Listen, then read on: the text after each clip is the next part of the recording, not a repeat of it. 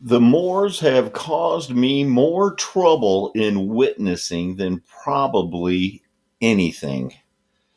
The treaty, whitewashed. The history, whitewashed. Tom Sawyer's Fence, whitewashed.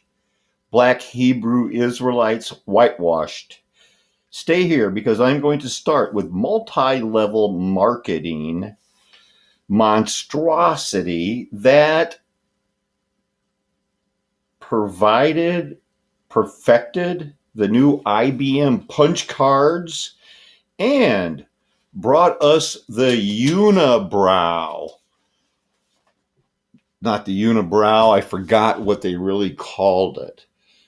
We'll find out in 8 to 10 seconds. Welcome, everybody, to Flat Earth Nation. It is a Flat Earth Nation. Don't let them tell you anything else unless they're willing to debate you in a fair and honest way.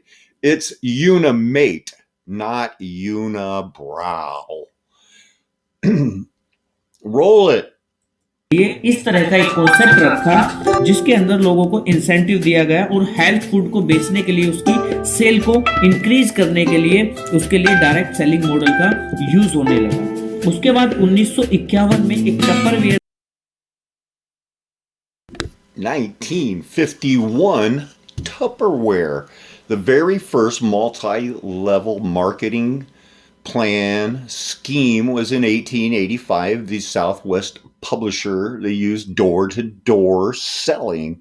That was the business to customer model, quickly followed by Avon, I believe, 1910 Credit Association, 1930s, the Stanley Home Products, 1945 Neutral Light,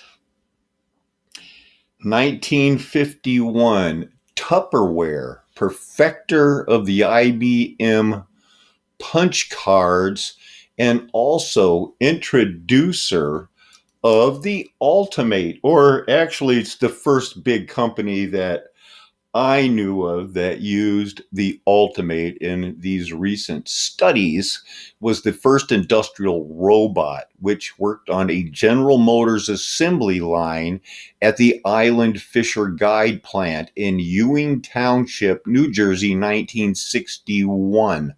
We're learning this together. Tupperware was in business for 10 years or so without it. It was invented by a George Duvall in the 1950s using his original patent filed in 1954, granted in 61. That patent begins. The present invention relates to the automatic operation of machinery, particularly the handling apparatus, and to automatic control apparatus, not apparati, suited for such machinery. Badoom, check this out.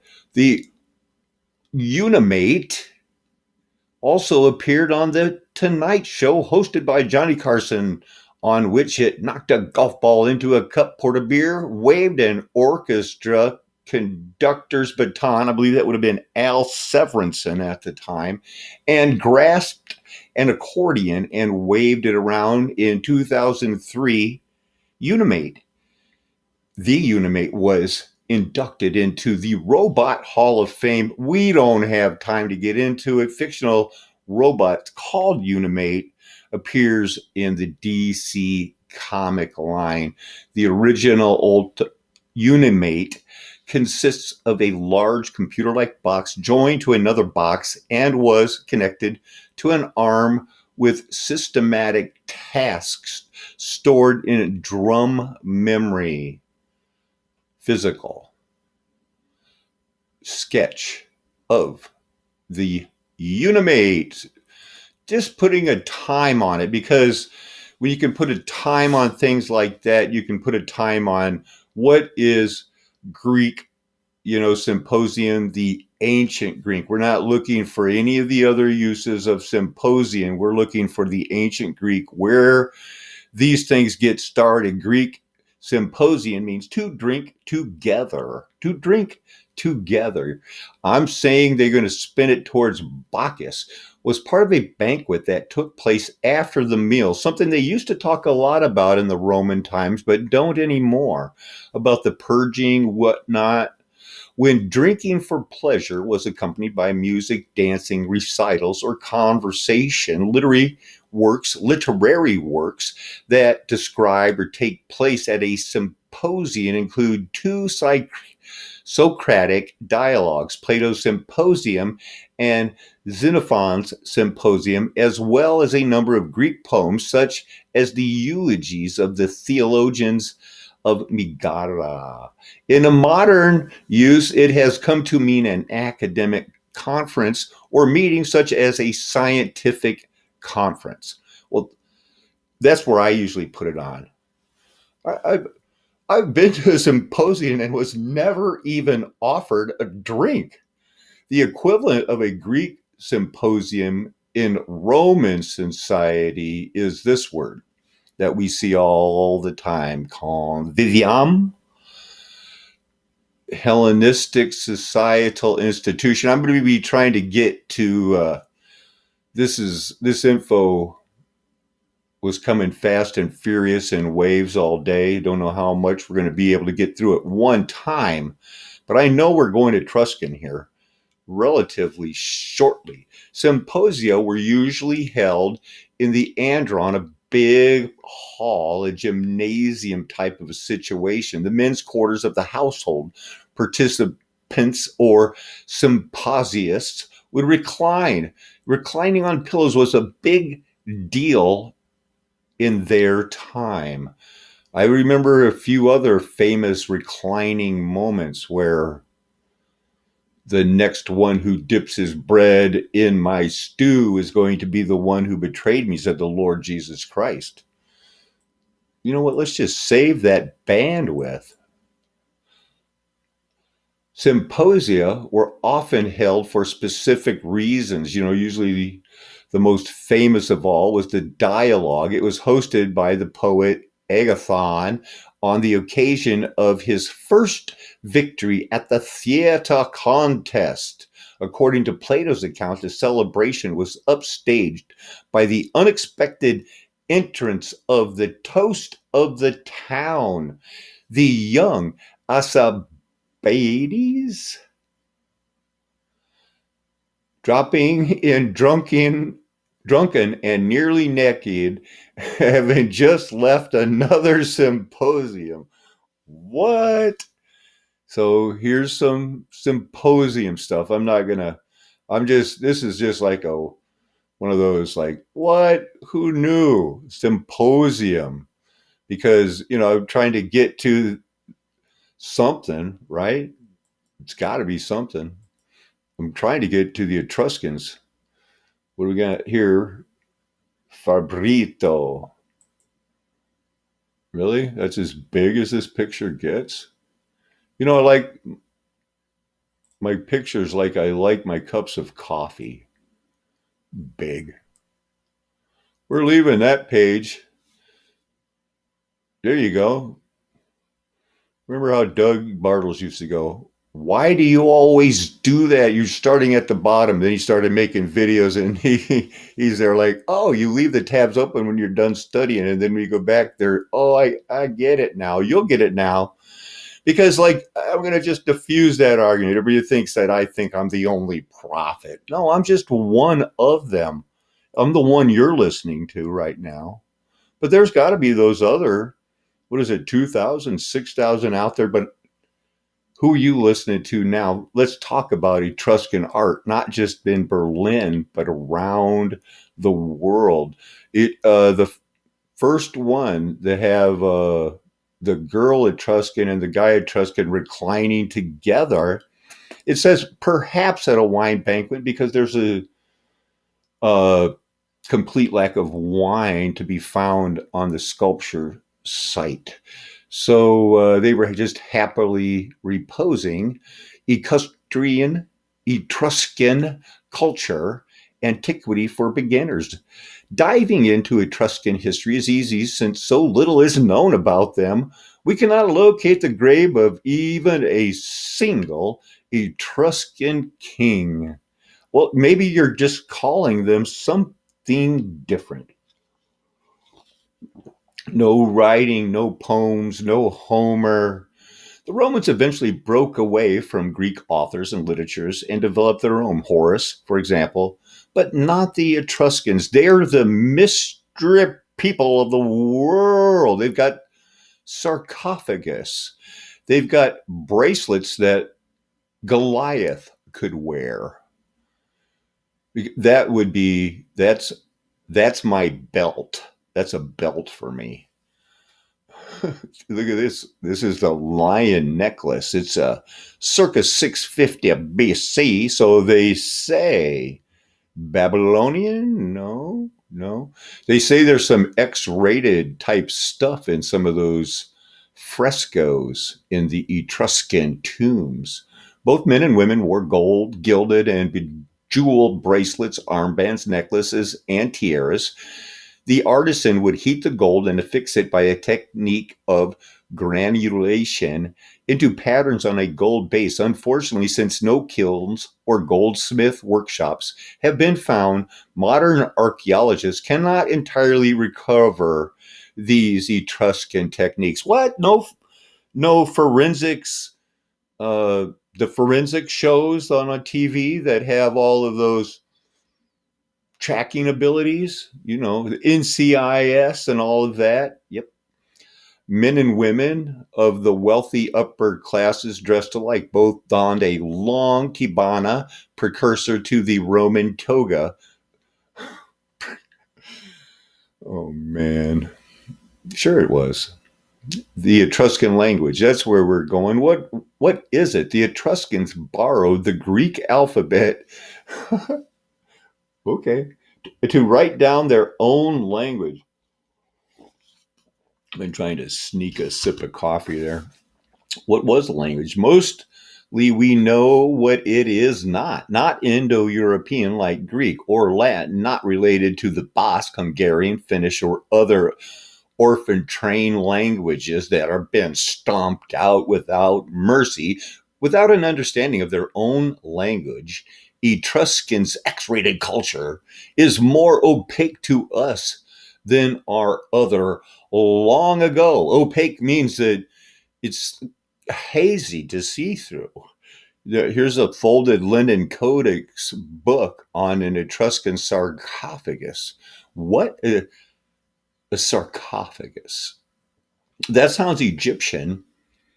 And a folded linen codex, well, those are not that rare.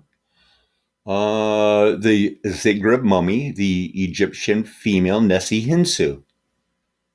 Wow, she looks big. I mean, look at she looks tall. I want her on my volleyball team. The Etruscan linen book unfolded, close up of the Etruscan letters on the linen above that was wrapping the Egyptian female. Okay, we got to keep going. Here's a close up of it.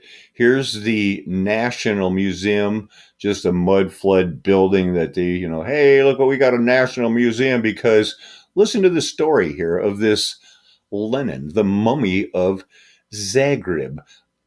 Linen shroud. It's currently in the National Museum of Archaeology in Zagreb, Croatia. The shroud was originally a codex book made of linen. At some point in time, the folded book was cut into strips to use as a shroud for an Egyptian female mummy. Her name was Nessie Hinsu, wife of a divine tailor from Thebes in Peter Hansu.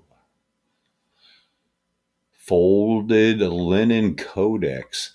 The Etruscan letters were written in black ink, and the columns were marked with a thin line of red ink. No mention of any Tartarian tattoos.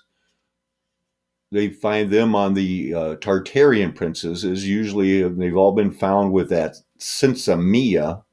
How did an Egyptian mummy enshrouded in one of the few recorded Etruscan documents end up in Croatia? Good question. In 1848, many Europeans revolted against anything and everything the oppressive and authoritarian regimes of their day, much like the American colonists had done a mere 75 years earlier. Well, wow, 75 years earlier than us right now brings us right back to the invention of the Tupperware robot. So anyway, this guy, he's just traveling around, but these Europeans lost, and one of them, a Croatian nobleman named Mikhail Brech, escaped to Egypt. Okay, we're going to hear a different story real soon. There, he bought the mummy to add to his collection in Vienna. He gave the mummy to the National Museum of Zagreb in 1859. Here you go. I am tired of this being in my front room. At his bequest, when his bequest arrived, other items had been added, including jewelry and the mummified head of a cat. Scholars at first thought the writing on the linen were Egyptian because it doesn't look Egyptian. It took 30 years to decide that they were Etruscan because they didn't look Egyptian. The Etruscan linen book was restored in the 1980s. It survived Balkan Wars in the 1990s, and it's stored in this mud flood building. They don't have any graves of the kings, but they have some pictures, and he's wearing the precursor to a toga. But don't tell me that if you'd had a six-pack ab like that, you wouldn't be looking for a half toga. Come on. Oh my goodness. Probably a female, I guess. And here's that bronze liver of Panacea. We've done whole shows or portions of them just on that. Four important divisions or events the Etruscan diviner called a hrupspex if male or nethra if female would sacrifice a sheep according to strict rituals. After examining its entrails, the diviner mapped the surface of its liver into sections of the sky. Perfect alignment was everything. So I guess they did them and they matched up perfectly. And you can trace those people, you symposium hunters. There's that picture. There's the mummy. Now let's just get the history. Mummy bought during his visit to Egypt in 1848, 1849. His brother, Yaya, donated it to Yugoslav Academy in 1862. It is now permanently stored in Croatia. The German Egyptologist discovered an inscription he did not know belonged to the Etruscans. In 1891, the Viennese professor and Egyptologist Dr. Jacob Kroll discovered that the mummy's bandages actually hid the longest preserved Etruscan inscription in the world. During the 1980s, the bandages were thoroughly restored, reconstructed, rephotographed with infrared rays and the paleographic analysis and radiocarbon determined its age at about 400 years before Christ. Putting it in my time schedule, that would mean that it is 1730 years approximately. Where's the part about the guy stored it in his house? The canvas was about 1,030 words, preserved in 5 subsequently cut scripts that wrapped the Egyptian mummy. The Egyptian mummy. The length of the whole book was 340 centimeters, and the width at the widest strip is 35 centimeters. The text is arranged in 12 columns with different numbers of rows from 26 to 36. It is supposed to contain a series of ritual regulations about symposiums and when and where and how you're supposed to throw up. I'm just kidding. It's known as the Liber Lientius Zagrabianus, and it's the longest Etruscan text. The fabric of the book was preserved when it was used for mummy wrappings in Ptolemaic Egypt. A little more look at the phoenix there. Blah. The mummy was bought in Alexandria in 1848, and since it's been in that thing. And then, so here it was. Here they call him in 1848. Old Mike was a low ranking Croatian official in the Hungarian Royal Chancery. He resigned his post because that's what they do. And he says, I'm going to take a tour of several countries because that's what you are probably planning to do right now, too. And he just, one of them was Egypt. And while he was still in Alexandria, who knows, maybe the library hadn't been burned down yet, he purchased a sarcophagus in Egypt, had a female mummy, and he took it home, displayed it in his home, standing it upright in the corner of his sitting room. At some point, he removed the linen wrappings and put them on display in a separate glass case. And somehow he ended up donating a cat, mummy, and something else. William Sherwood Fox was a Canadian classical scholar. Notable positions in his academic career include assistant professor at Princeton from 1911 to 1917. Wait, born in 1778? That's pretty young to be a professor, and then boom, moving right up to the Western University of London, Ontario. Well, anyway, I've got his PhD dissertation here. And let's see what it's about. The tabulae definitions of Johns Hopkins University. In the year 1908, the Department of Classical Archaeology of the Johns Hopkins University, and those are two last names, Johns and Hopkins, that founded that, acquired several tabula definitions, properly known as curse tablets. That's where we were going. They were written in that Etruscan language. And they were doing that magic and witchcraft cursey stuff. That's what it was. That's what it was. And he wrote he got his PhD because of this. Through the study of the tablets themselves has led to the conviction that they did actually originate in the city of Rome. This point will be fully discussed at the proper time. The tablets were in two distinct divisions. One of these consisted of a nail, 0.127 meters in length, the point of which was cloven into two long, sharp splinters, each half as long as the whole nail, about the broad head, were tightly bound by a thick accumulation of rust, many exceedingly thin fragments of lead.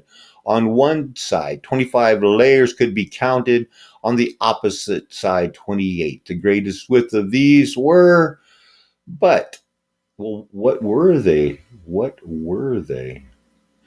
Besides what color? They were curses dug out of a well. First step toward the reconstruction of the tablets was to select the loose fragments and read them.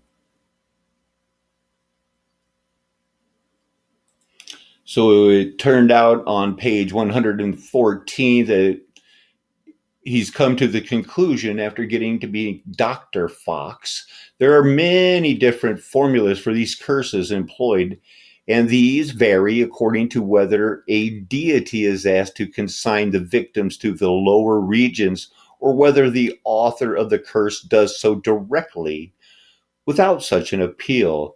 The verb trado is used as it happens in both cases. Trade Plutone with an appeal to the god, the trado, where the cursor performs the action himself. But they are, I kid you not, they were getting the curses and throwing them in wells, and it wasn't that long ago. Let's keep going here.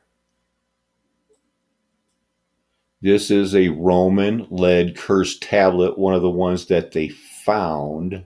This particular tablet from the Johns Hopkins collection was found rolled together with four others.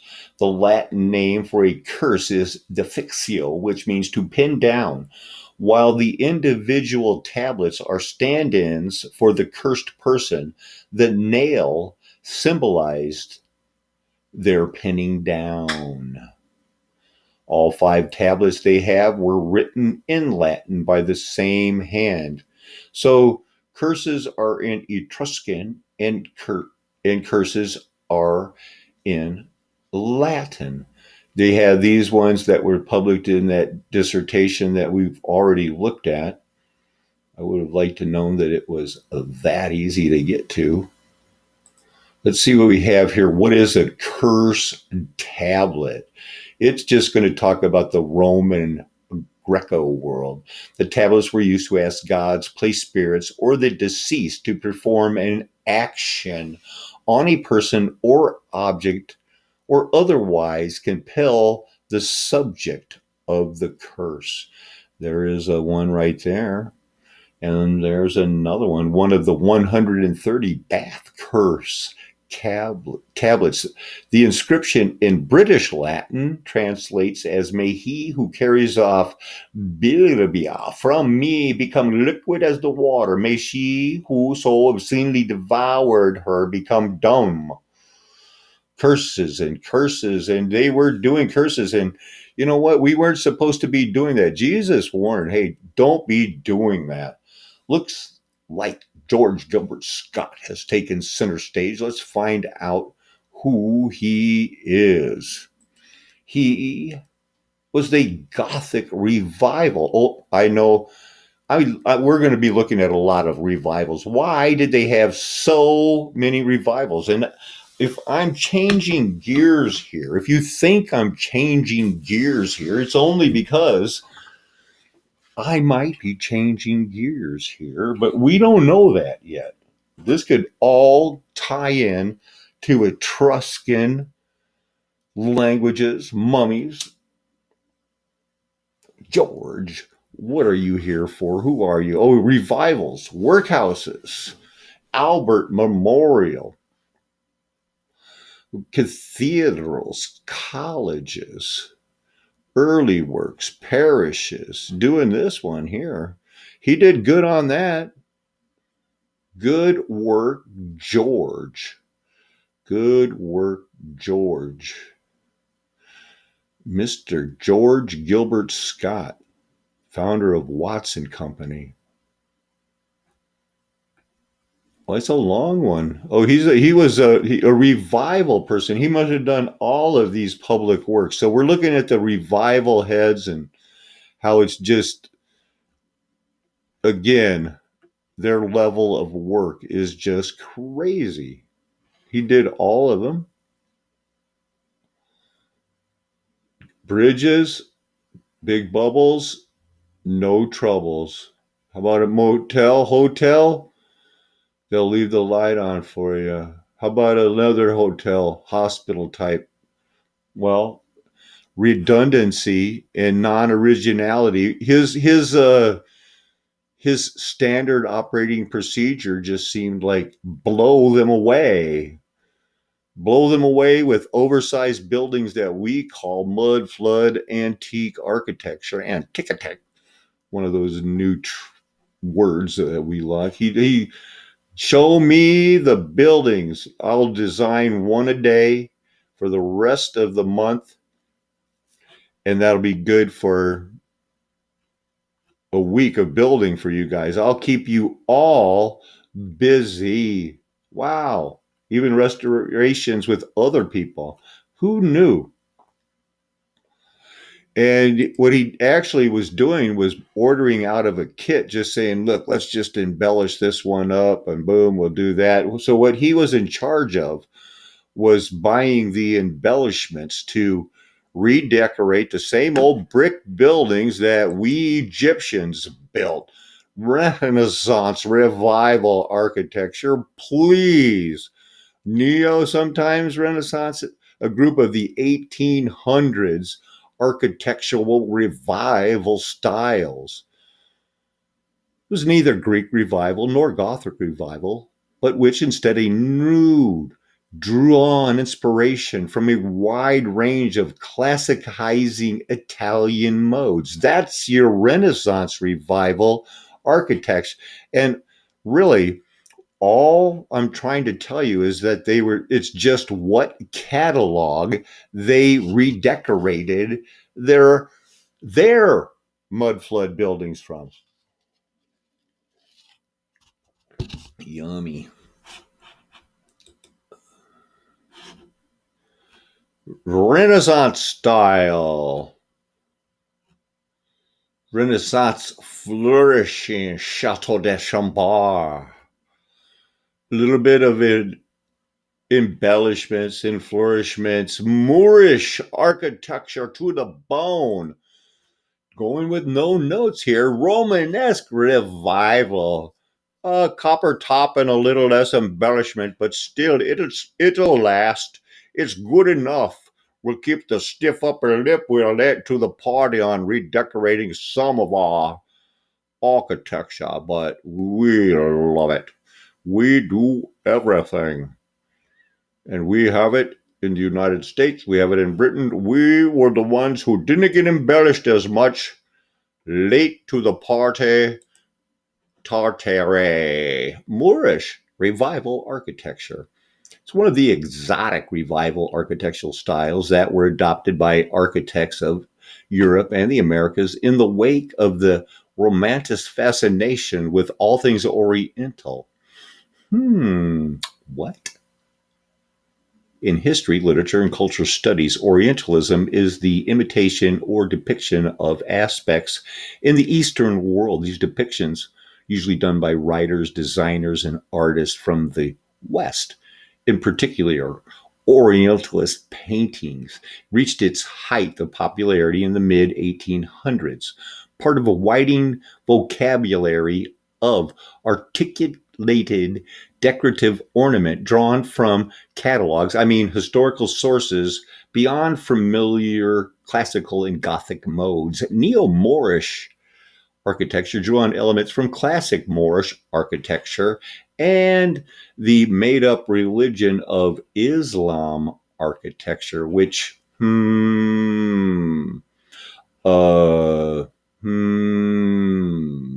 that the same picture, just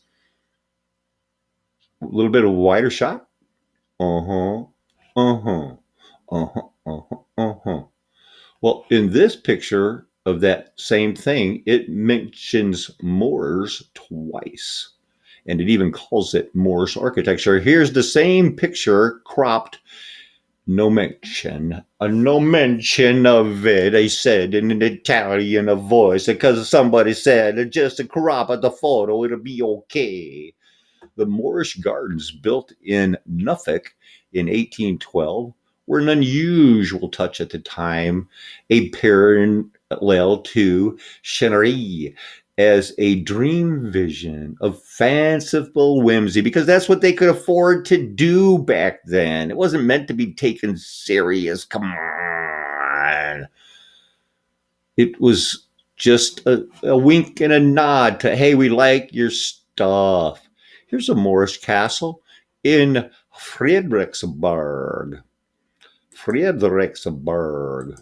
Alhambra. I think that's in Sweden. Are you in Denmark? What's the difference, right? Come on, bring it on. That Washington Irving, the catch-all of flat Earth. Oh, nobody ever believed in it. Well, he was also used to spread these fanciful tales in Tales of Alhambra, 1832. first brought Moorish Andalusia into readers' imagination, and the first neo-Moorish structures was Iranistan. It was a Moorish revival mansion in Bridgeport, Connecticut. At this beautiful seat, Barnum played host to such famous contemporaries. Yeah, there's one born every minute if you're buying that one. Anybody, anybody, anybody, anybody. Anybody think that we need to take a harder look at the Alhambras, the Moors? Where were they? Who were they? Why don't we want to talk about it? They had a Moorish revival of architecture in Bosnia Herzegovina, and that would explain why it's all Moorish. How much Moorish can you stand? Well, it depends on how much you want to understand and claim to be a truther, and I'll go where the truth leads me.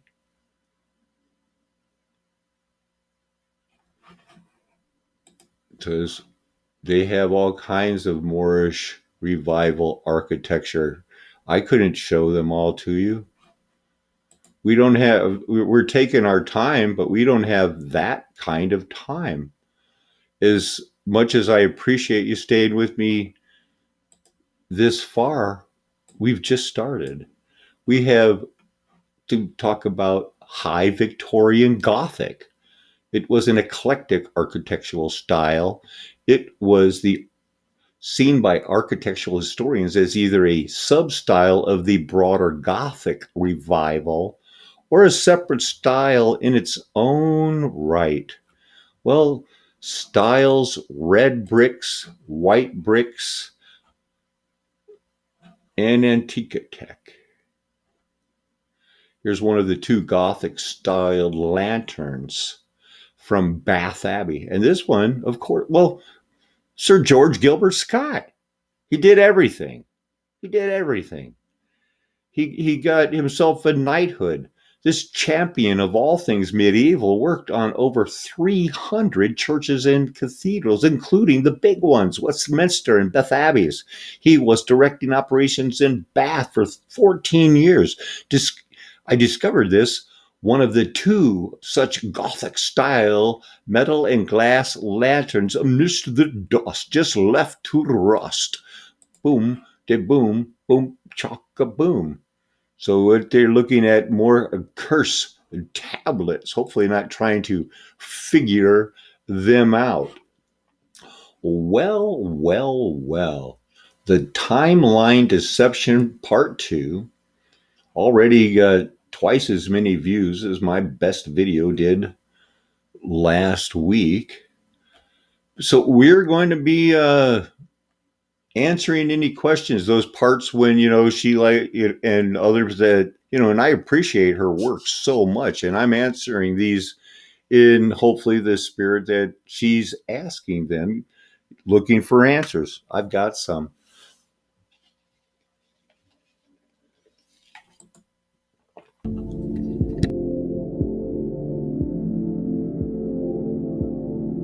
Hello and welcome back to my channel. This is the second part of my previous video where I explained an alternative view of human history and our place within it. If you haven't seen part 1, there's a link in the description below. In this video, I'll go over what I refer to as the dual timelines, and then I'll share some additional thoughts. Now that you're familiar with the timeline I explained in part 1, we're going to use a more simplified version for this video. You'll see that I'm throwing out a second resurrection date of 1820, but the exact date has not yet been confirmed. So to begin... So that's where we'll begin. She's saying 1919 because things get really weird around 1812. I'm all about that too. But you got to I back it up another 100 years between what they call 1666 and 1814, 1812. And I guess we have time to go over it live. We have only these clues that, and she'll show you some, and she went over them strong in the her first video, which is just, it's the way I would like to make videos, just short, concise, boom, the graphics match. What was I looking up? Daniel. He's a prophet, right? Yes, he is. And Daniel chapter 12 gives us our hint, our clue to the timeline, because it says that things are sealed up until the end of time. That's not the end of the age, the eons. We're not confusing. We're not getting into it. These are when many shall be purified, made white, and refined. And that's why when Revelation chapter 20 ends with the city and the rescue of Gog and Magog, boom, the next thing is, and the books were open. It's a great white throne. And it says in verse 11, and from the time that the daily sacrifice is taken away, and that happened in 70 AD, they could no longer perform the daily sacrifices. They sacrificed a pig on it, and then they tore down every stone that was building it together. They had what was called the sacrifice taken away because of the abomination of desolation would be set up on it. And after that time, when the temple was destroyed, and Armageddon would rain upon them, because that was the end of that generation, and they would all see him return as promised. It says, there shall be 1,290 days. Blessed is he who waits and comes to the 1,335 days. But go your way till the end, not the end of any age, eon, era. This is the end, the end. It's completely clear. For you shall rest, and you will sleep, because you will sleep. And then when they open up, he's talking to Daniel. He's not one who was in the first resurrection, because he wasn't a prophet or a martyr at the time when the witness of Jesus Christ gets them. And you will rise to your inheritance at the end of the days, the end of the days. So there are two separations. There are the 1,290 days, and then another 45. If you focus on a point in history that recently, and we know, changed, I consider it September 9th, 2001. And if you go back the 1,290 days, you would end up at the year 2001 in that era between when they had the Julian calendar change and the Gregorian calendar change, and they flipped and boom, added that 1,000 years at that period. That leaves us with the 290. So there's the 1,000 years we can account for as the wheat and the tare grew together in that millennium. 290 days is what takes us back, because like in math, those thousands would cancel each other. We're left with the 290 of what we have as known history they've supplied. That's what takes us back to that calendar era. And from that time period of 2001, blessed is he who waits and comes to the 1,335 days. You will be blessed. You will be blessed. And I'll show you how. In Revelation, that's not hard. You just go down to the last book on the list. And you got to aim a little bit closer here, because in chapter 20, it's not the end. Satan's bound. I believe, why don't we keep this book in order? The beast and the false prophet, Those are the two people thrown into the lake of fire after the battle of Armageddon. Satan is given a different punishment first. He is, well, I'll just read it to you. Then I saw an angel coming down from heaven, having the key to the bottomless pit and a great chain in his hand. And he laid hold of the dragon, that serpent of old, who is the devil and Satan, and bound him for 1,000 years, and cast him into a bottomless pit, and shut him up, and set a seal upon him, so that he should deceive the nations no more, until the 1,000 years were finished. But after these things he must be released for a little while. Okay, and Verse 7, now when the 1,000 years have expired, Satan will be released from his prison and will go out to deceive the nations which are in the four corners of the earth, Gog and Magog, to gather them together for battle, those whose number is as the sand of the sea.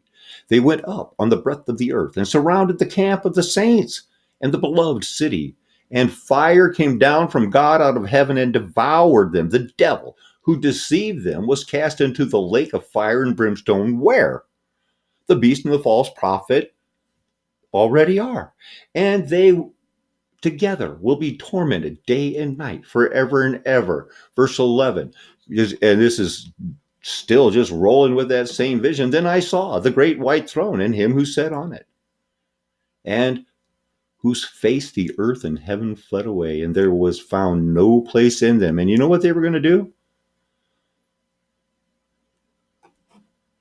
And the dead were judged according to their works by the things which were written in the books.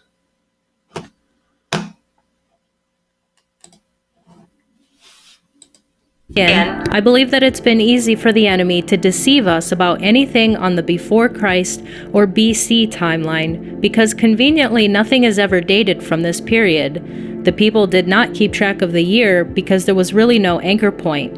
We can be told pretty much anything about artifacts from this time. I believe that the practice of keeping track of the year truly began in year 1 of the millennial kingdom. I believe this is the true meaning of AD, or the Latin phrase Anno Domini, which means in the year of the Lord.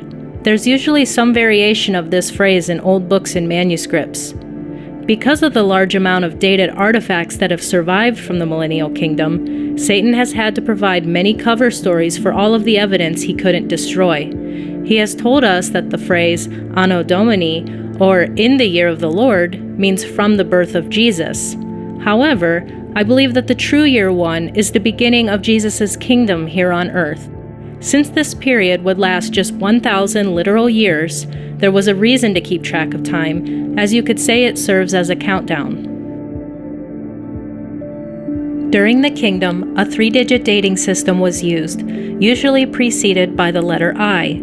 It is believed that this letter I stands for Isus or Jesus, which means Jesus in Greek and Latin. There seems to be several other variations of the spelling and pronunciation of Jesus' name just within Latin alone, as well as other languages. Sometimes there are other characters that precede the 3-digit date, such as a J or lowercase I, as well as unfamiliar characters that may be derived from Greek, Aramaic, or Hebrew. One of the best ways I've found for finding examples of a non-numeric character in the year is by looking at genuine coins that have survived from the millennial kingdom. Here we have a coin that we would be told is from the year 1621. However, we see that the character in the first digit is different from the numeral 1 in the last digit, and therefore we can conclude that the first digit is not a numeral 1. Here we have another coin that we would be told is from the year 1700, but obviously the character in the first digit does not resemble a numeral 1, and there is a large space separating it from the 3-digit year. We can deduce that this coin is not from 1700, but the year 700 of the kingdom. Here we have another more subtle example, but we can see that the relief of the letter I in the date is more refined and congruent with the other letters, while the numerals are more consistent with each other. Again, we would be told that this artifact is from 1890, but I would determine the date on this coin reads I-890, meaning year 890 of the kingdom of Jesus. There are many more examples, and you'll have no trouble finding your own. It's one of those things where once you see it, you can't unsee it.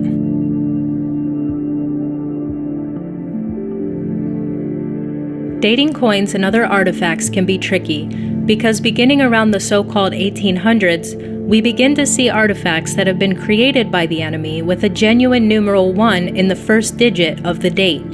This is around the time that Satan was released from his prison and began the timeline deception. He began inserting false dates into all kinds of objects, including backdating inscriptions in books, on monuments and architecture, various works of art, and more. How exactly he pulled this off, I couldn't easily tell you. Lastly, one final example. If we had an object or event that was dated with the number 1900, that would be over here on the timeline, in our little season. But if we found an object that was dated I-900, that would actually fall back here, in the late kingdom. Conversely, if we have a pre-reset date such as 1500, that is generally the same year as I-500. If it seems a little confusing, well, it was meant to be, but you'll get the hang of it. In addition to the numeric dating system, the year was also commonly denoted in what we call Roman numerals. I have a feeling that perhaps Roman numerals are to be interpreted a little differently than what we've been told, but that's not something I'll be investigating right now. If you're someone who researches these sorts of things, then you're aware of what is regarded as the 1,000 years of added history that's been injected into our timeline. In all actuality, it appears to be about 800 to 850 years. I believe the entire reason that Satan has added approximately 800 years into our timeline is to once again provide a cover story for the things he couldn't destroy. As I showed just a couple examples of, there are innumerable artifacts that have the letter I or J preceding the year. We are told that an artifact dated I-500 would be the year 1500, but by doing so, a lot of fake and exaggerated history will need to be added in. This is all in a huge effort to hide the millennial kingdom from the people of our time. The more you learn about the true nature of our past, the more profoundly obvious it is that Jesus Christ is the ultimate truth, and it would definitely be a lot harder to go out and deceive the nations if we all understood we were riding off the coattails of Christ's kingdom. So with that being said, I believe that we're actually in approximately the year 1200. A more precise date can only be pinpointed by figuring out the exact year in the false timeline that the so-called reset took place. If year 1 truly begins with the start of the millennial kingdom, then 1,000 years have passed, plus the 200 or so years that we are already into the little season, putting us in approximately the year 1200. If we were to continue to base time off of the birth of Christ, then you would just add 70 years. This is how I see things for now, and I hope this helps you understand the dating system and how the two timelines relate to each other. Now I'm going to go through some additional thoughts and questions.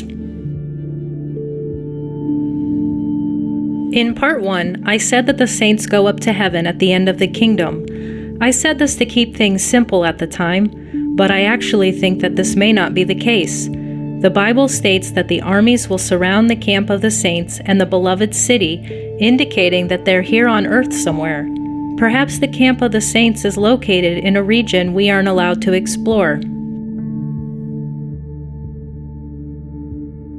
In part 1, I talked about the second resurrection and how those who took part in it were simply referred to as the rest of the dead.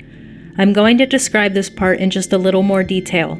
I believe that these people lived before Christ was ever born, therefore they did not get the chance to make the choice of whether to accept or reject Christ.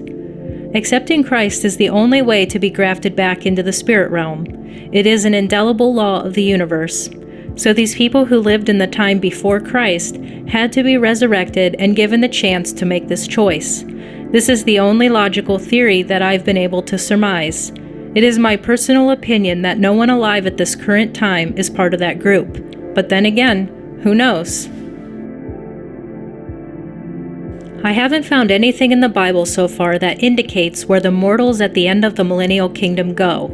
One might assume that they keep on living into the little season, just as those who survived the tribulation kept on living as normal into the kingdom. But on the contrary, the early historical evidence often seems to point to the idea that the new people completely replaced the old people. However, it seems like there would be no continuity at all if one group was completely swapped out for another.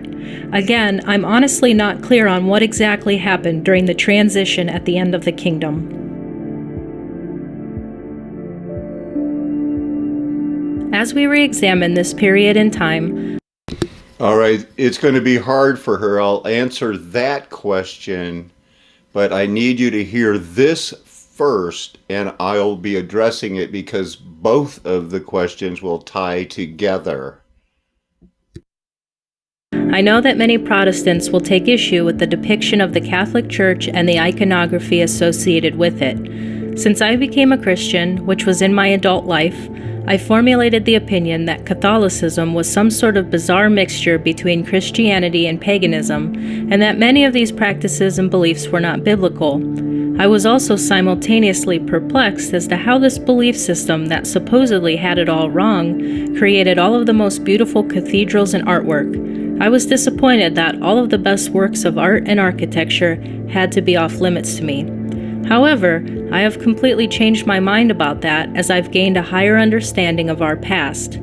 I have separated the reputation of the modern-day Catholic Church from what was actually the evolution of Christendom through the messianic reign of Jesus Christ himself. The Catholic Church, or whatever it may have been called during that time, appears to be the most prestigious wing of the governmental system during the kingdom. Its higher offices, if not all of its offices, appear to be occupied by saints.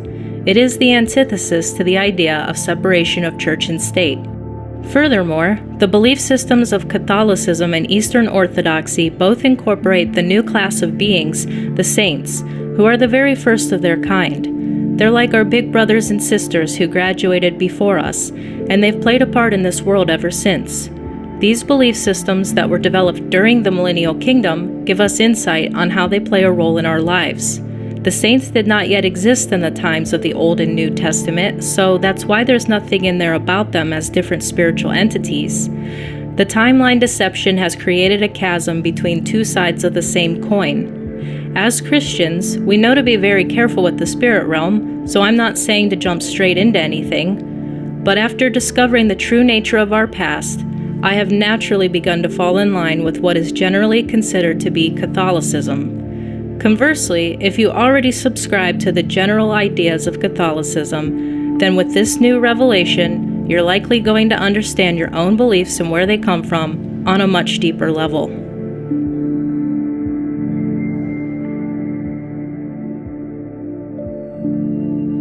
Okay. Wow.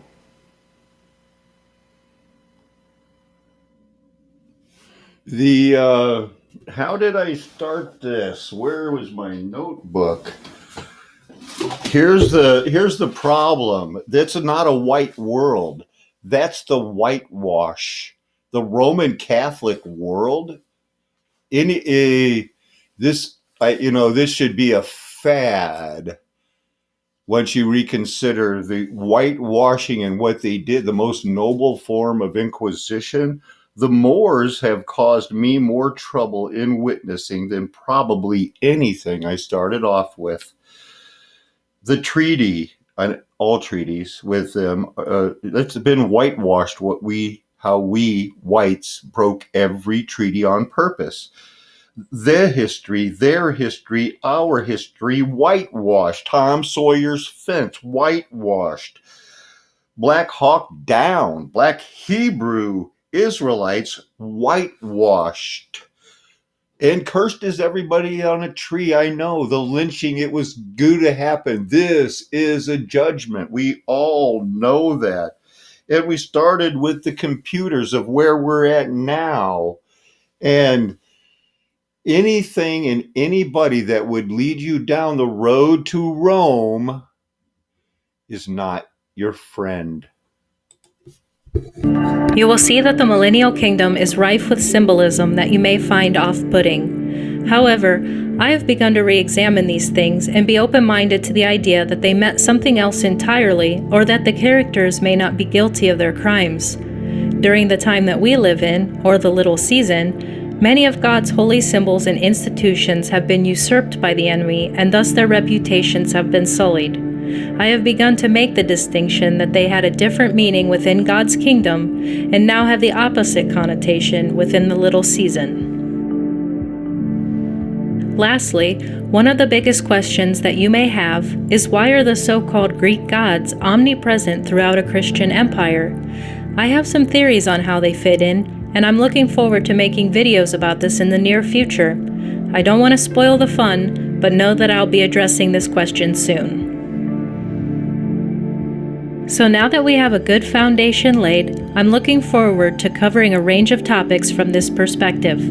I hope to share the Millennial Kingdom with you, as during the onset of our new abnormal, I have found solace in exploring Tartaria. By gaining a deeper understanding of our past, I constantly learn new things about God, the spirit realm, and our true nature as human beings. I believe that all of the incredible works of art and architecture created during this time were not only for the people of the kingdom, but for the people of our time too. Furthermore, it gives us a glimpse into the aesthetical tastes of God Himself, and gives us a sneak peek into the splendor of what we will be building and exploring on the new earth. In my opinion, this is a wonderful place to focus our truth-seeking inclinations, for the world at large will always be nonsensical and upside down until the last day. Thanks for watching. And I want to thank you for putting out such a professionally narrated and exhibited in such high quality. And I want to just, I want to hope that you can take on the whitewashing and the true history of what's going on, the eugenics. And this is not a white thing. And the Roman Catholic age of dominion and age of discovery, those things, those topics are going to be right there waiting for you. I need you to see this as I wrap it up. A video from August 15, 2016. Well, I just want to have a little fun, talk fashion, because the topic speaks for itself. There's black people, they're dressed like the royals of the day because they were the royals of the day. I'm not going to get into how all of history has been changed. I'm just going to talk fashion. Let's talk fashion. Look at those earrings. Nice. Nice. That's nice too. That's the first weave.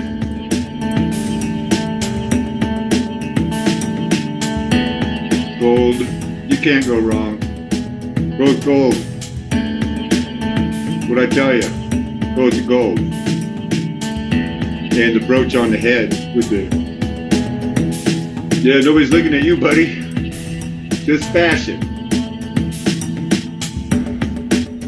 Do you like my hat? I said you like my hat. Yeah, I'm better looking than everybody else, so just deal with it. I could beat you in chess. Sucker. Knock it off, you too. Don't make me get my shirt dirty. There's a man.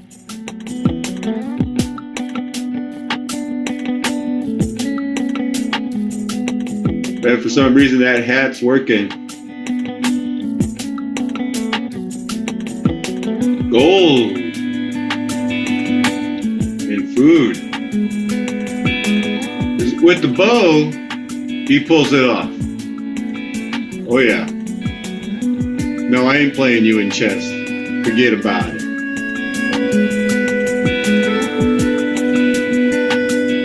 You spent how much? You like my hat? Does this blanket make my butt look fat? I'm a king, damn it. So anyway, guy walks into a bar with a duck on his shoulder. Oh, it's hard to be the cutest girl in town.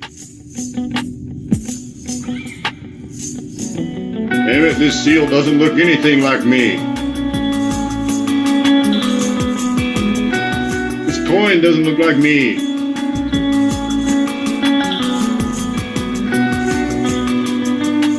Hey, what's that black guy doing surrounded by all those white guys like he's the king? What the heck?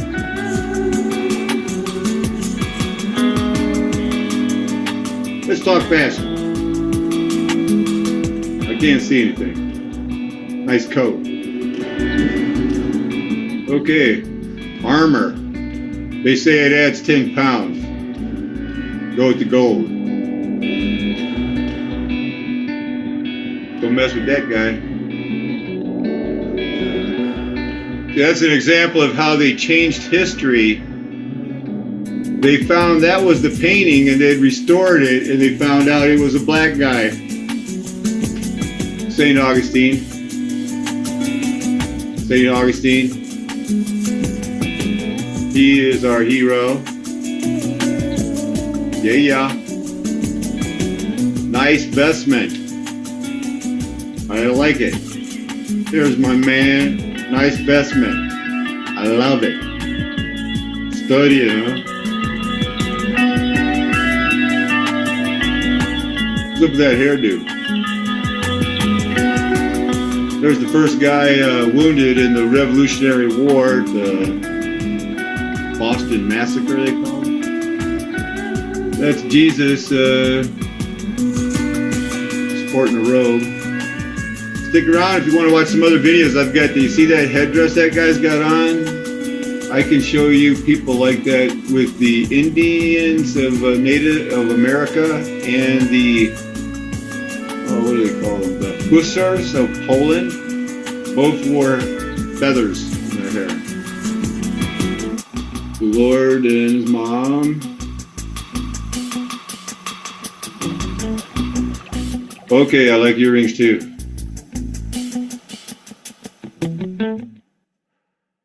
Nice earrings. Stay with the gold.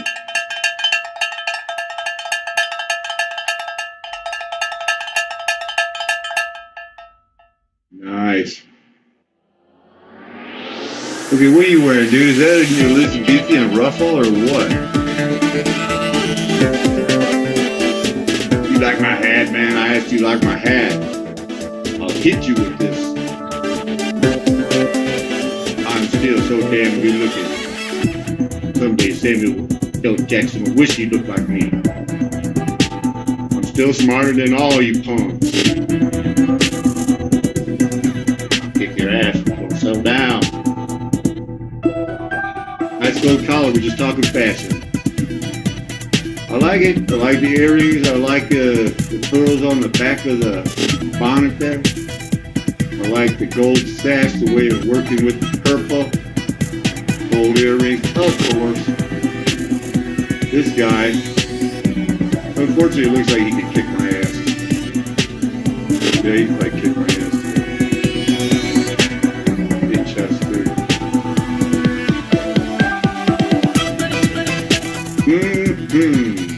It must be good.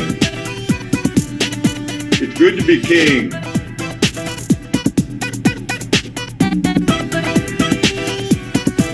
I'm still so damn cute. Can't hardly stand it. Everybody hates me. I'm so much better looking than you. Suck it. Okay, there's the guy. Read his books. Listen to Augustine. He dresses good. He acts like a gentleman. He's a man. Augustine.